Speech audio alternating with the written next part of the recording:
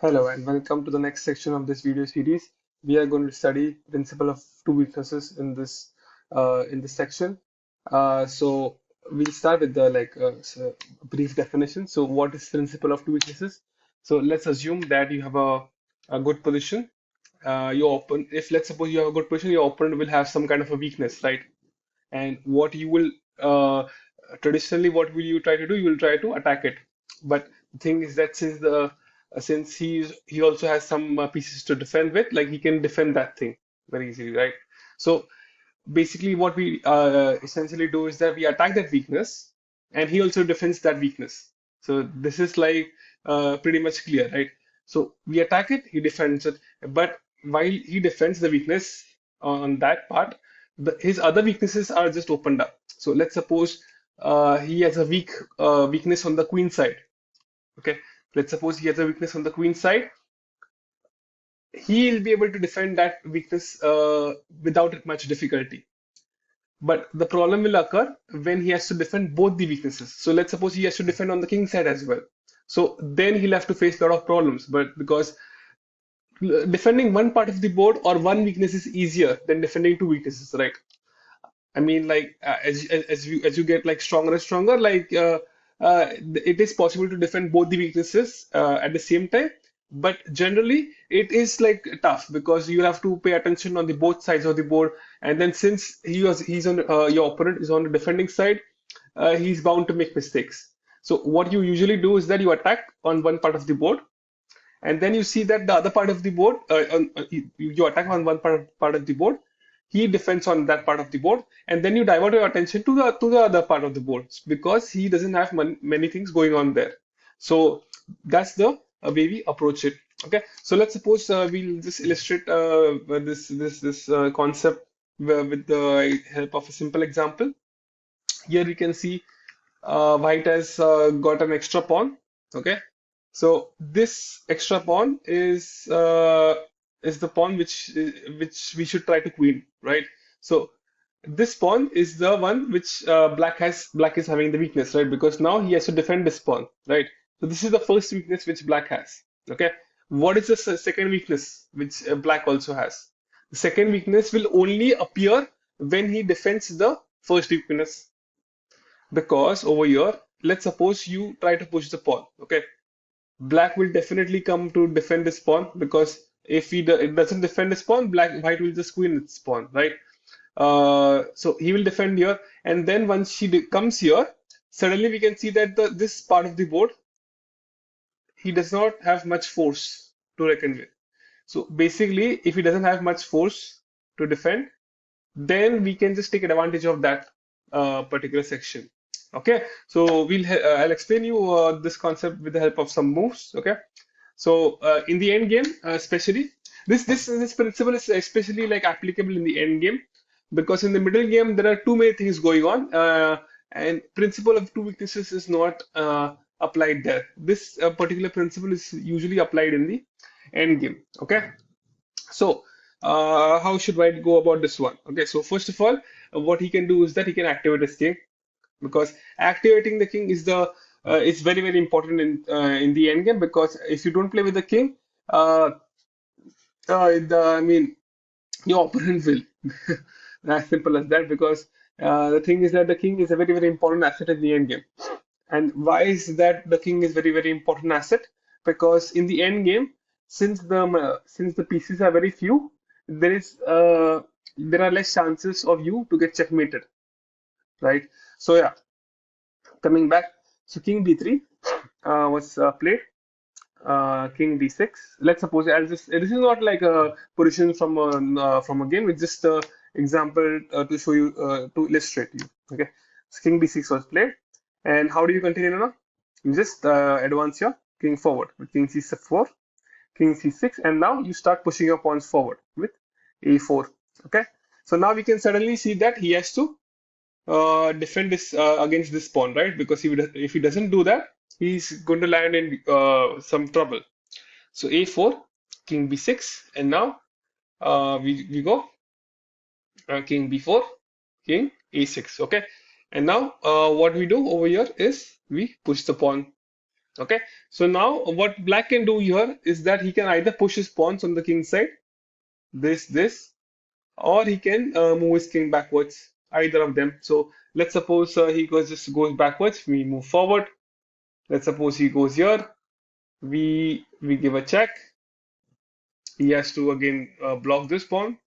We go king f5. Again, he has to go back. We go here, and then suddenly we can see that he has to go on the corner of the board because he can't afford to go on the c8 square because then we'll promote the pawn. Now we can see that this king on a8 is successfully it's defending this pawn. But what is it missing out? The thing which is he is missing out is that this part of the board he can't defend it, right? So what we do is that we just try to take advantage of that. How do we do it? We just use our king to do that. Okay, so king c7, king a7, king d7, king takes a6, king e7, king b6, king into f7, king c5, king into g7, king b4, king into h7, and white will eventually push those pawns and convert this position to a victory. Okay, so I hope you have understood this position. Was a very trivial example, very simple way to illustrate how the principle of two weaknesses works. So now what we'll do is that we'll try to take some complicated positions, and then I'll try to illustrate as to how to approach how to go about this concept. Okay, so let me go to the next position. So this game, this is also like this position also resembles to the previous one. Just the difference being that here the rooks and the bishops and the knights are added. So it's not exactly the same, but like the concept is same, right? So this game, the idea is same. I mean, so this game was played between world champion late Alexander versus Vidmar Milan, and this game was played in the year 1936, and it's a pretty old game, but a classic example to illustrate how to convert this position to a victory. Okay, so we'll just start with the moves. Okay. So what do you think over here? So what you can do is they can again take a pause and then think over this position for a while. Okay, I'll just make the move. So it was black to move here. So king f8 was played. Okay. So how should white go about this position? Okay, you can take a pause. You can set up this position on a proper chessboard, and then we'll discuss. Okay. So yeah, white to move. How to go about this one? Yeah. So one thing which you can understand from here is that. His king is a little quick over here because he's just coming on e7 and d6, right? And then once he comes on d6, it's not an ideal situation for our bishop, right? Because the bishop has to move with the tempo. So black is essentially going to gain a tempo on that bishop. Okay. So in the game, so basically again there are many moves possible. A move which can come to my mind actually is the move King F1 with the idea of King E2 and King D3, and then advancing the kings. Even there are many other ways to continue. Alekhine here chose the way which is pawn to G4, which is also a correct way. So basically, what he's trying to do is that he's trying to grab some more space on the king side because currently he's like completely dominating on the queen side part.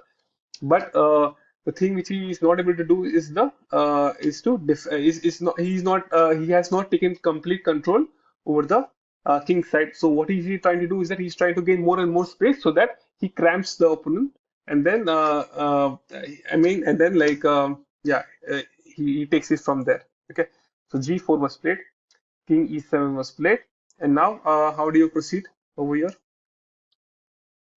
So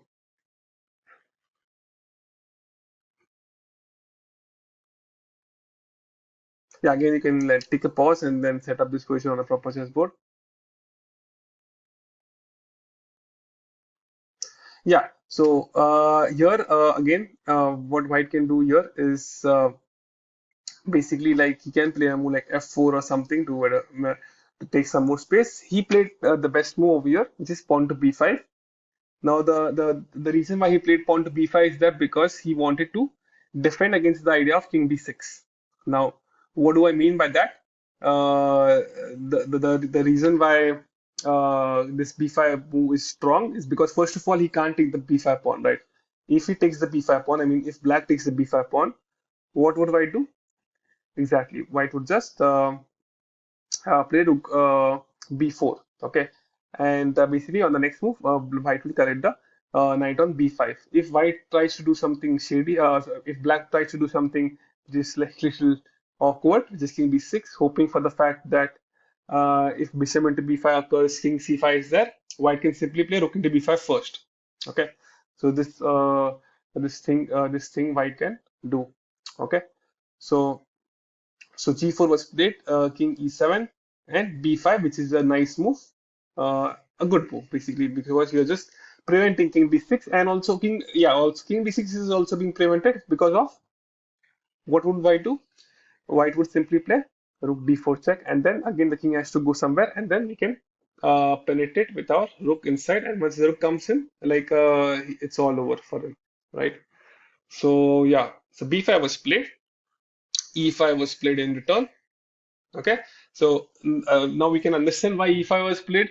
The reason why e5 was played, because now rook b4 check has been stopped, right? So now, if now rook b4 has been rook d4 has been stopped, it's yeah. Now black is legit threatening king d6, right? So e5 was played, and now how should white proceed? Okay, again take a pause over here. It's a very illustrative game. Like you'll enjoy it if you try to attempt it first. So what I would want you to do over here is that set up this position on a chessboard and then attempt it first and then go through this video so that you will get a better understanding. Okay. So e5 was played, and now he's threatening king d6. So how to go about now? Okay, you can take a pause. Yes, what white did over here is that he just tried to eliminate the pawn on e5 because that pawn is coming in the way of our rook, right? We want to play the move rook d4 once he goes king d6, but this pawn is coming in the way. So what we do here is that we play f4 first. So f4, the point of f4 is that once he takes, if he takes, I mean, we take, and now rook is ready to come on d4, and then it can get inside, right? So f4 is a nice move once again. Okay, okay, I'll just remove those arrows. So f4 was played, f6 was played, white took on e5, and now we can see that white can't do anything about that. So he has to defend against king d6 in a very different way. So what is that different way? That's my question now. Yeah. So he see it. We want to bring the rook on the d file. Right now, it doesn't matter how we bring it. Right. It doesn't matter how we bring it. Right. Because previously rook d4 check was possible, but since the pawn black's pawn is on e5, rook d4 check is not possible. So what we do here is that we just play bring the rook down. Okay, either rook a3 or rook a2 or rook a1. Okay, either of them. Okay, so rook a2 was played. Uh, and this the idea being that king d6 is met with rook d2 check. Okay, so I hope you are with me in this. Okay, so rook a2, rook b6 was played. The reason why rook b6 was played is because you wanted to lock this pawn. I mean, sorry, block this, create a blockade on this square, which I feel it's not that good because rook is not a piece which needs to be blockaded. But I can understand from his point of view.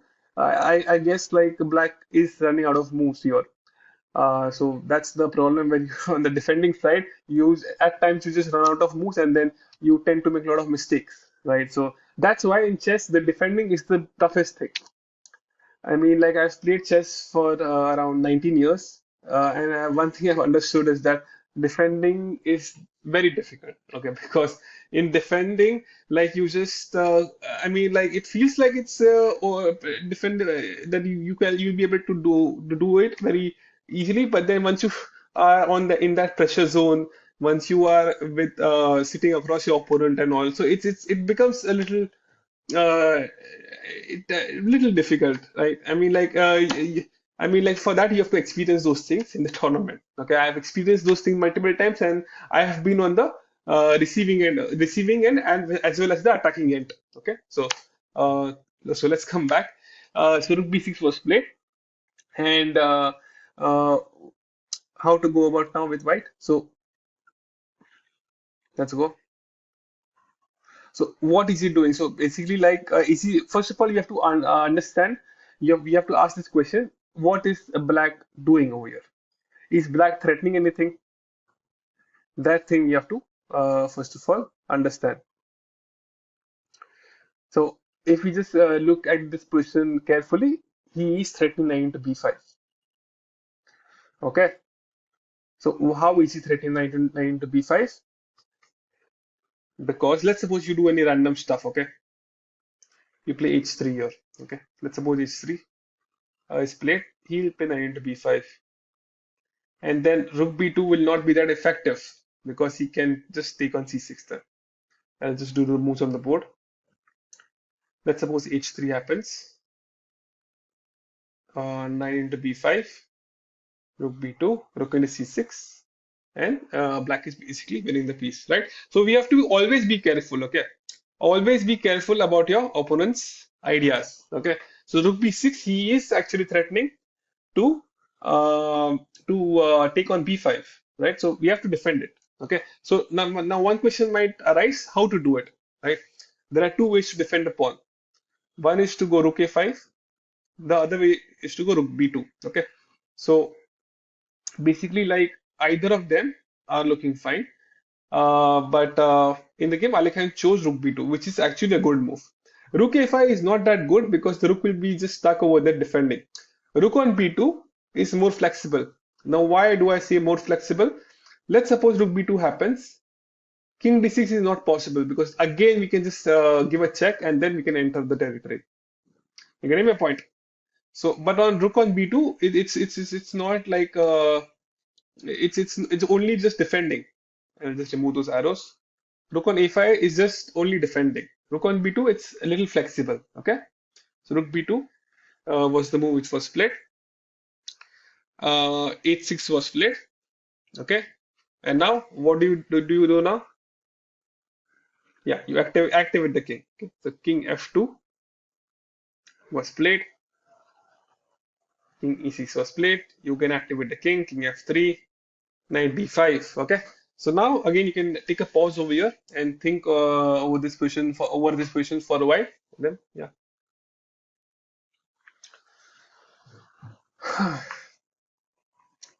Yeah, first and foremost, you have to ask is our opponent threatening anything? Okay, if we just neglect that question, I mean, if we just then like we can get into some trouble, right?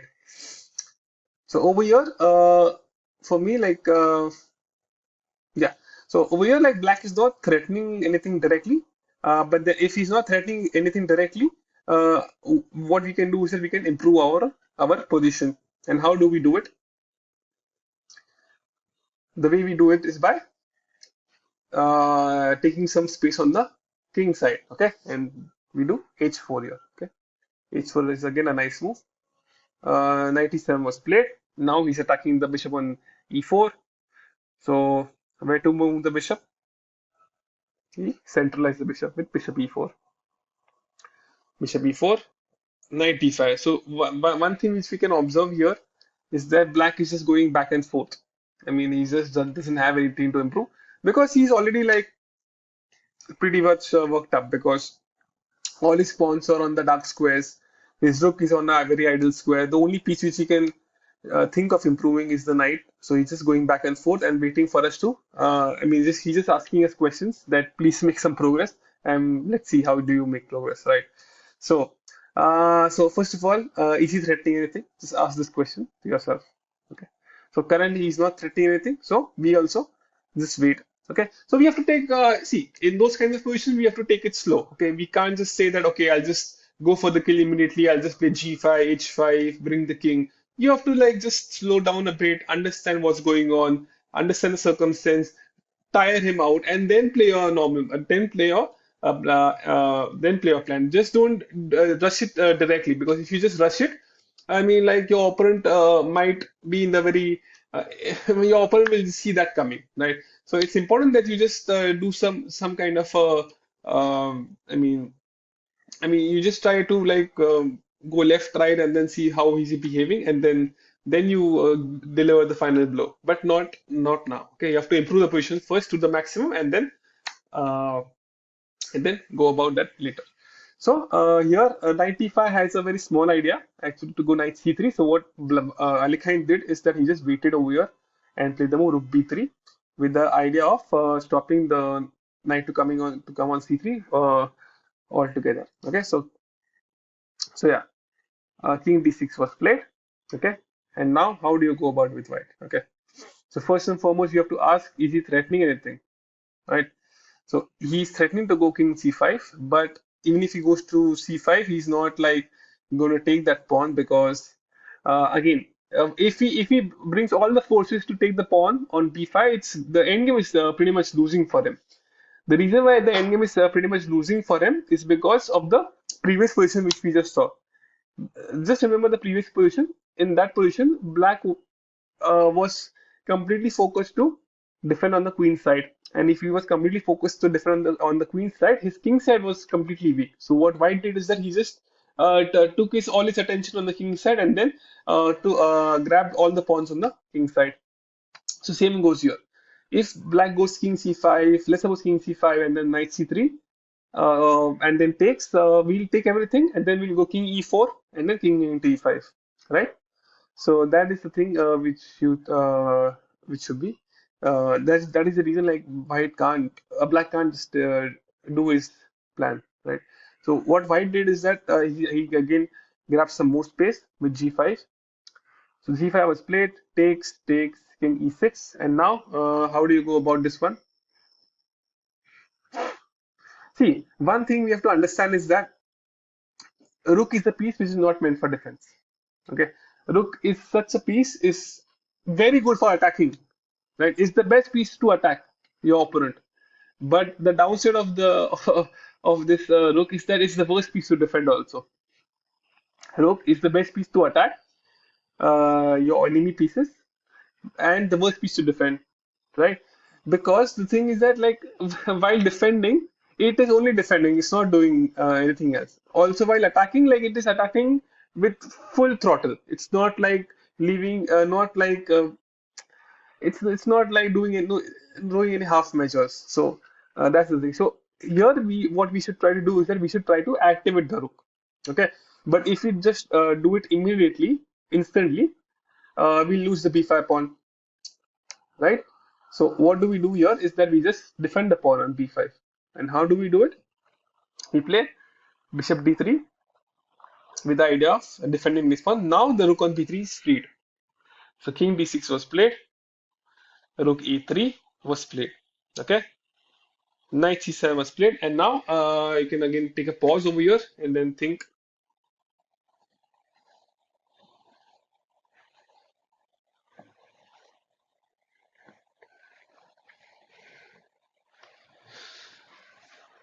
Yeah, so what you do here is that you just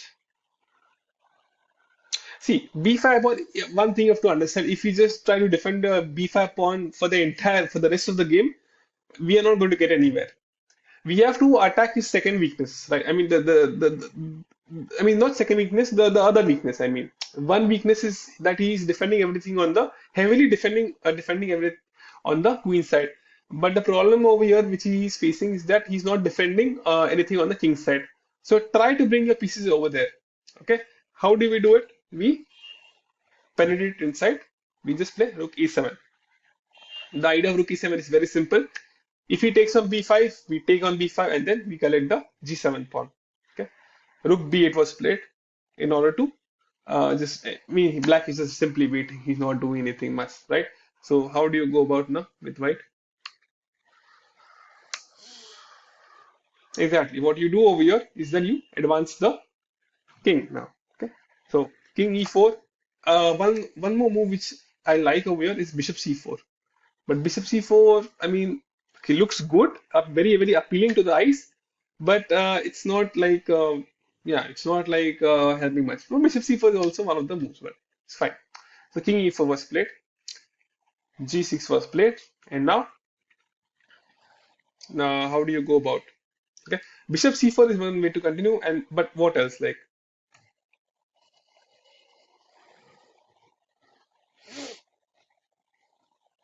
yeah, so in the game, like rook a3 was played because he just wanted to get out that pin, not pin, sorry. He just wanted to like I mean like change his route because currently you can see that white can't make any progress on the on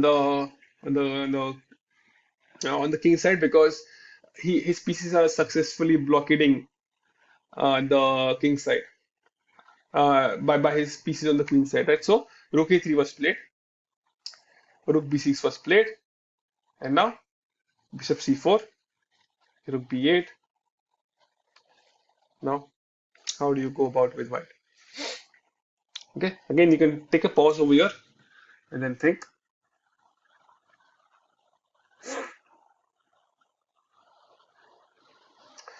Yeah, so what white did over here is that he gave a check on d3. Basically, like the reason why you give a check is that because now you're trying to unsettle him.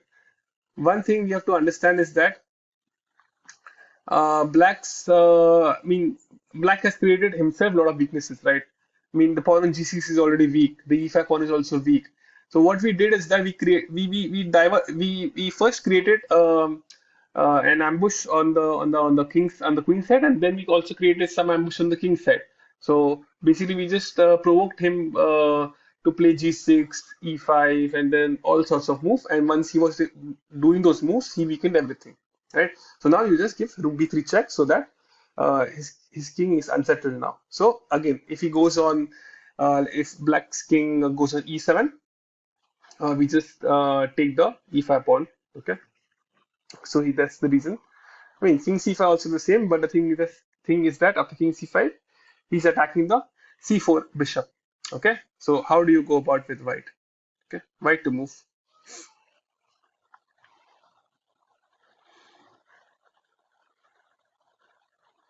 Okay, so what White did is that he just thought, okay, that supporting the bishop would not do him anything good. So he just got inside the black's position by playing rook d7, and rook d7 was played. Knight e8 was played. Okay, and now how do you go about with White?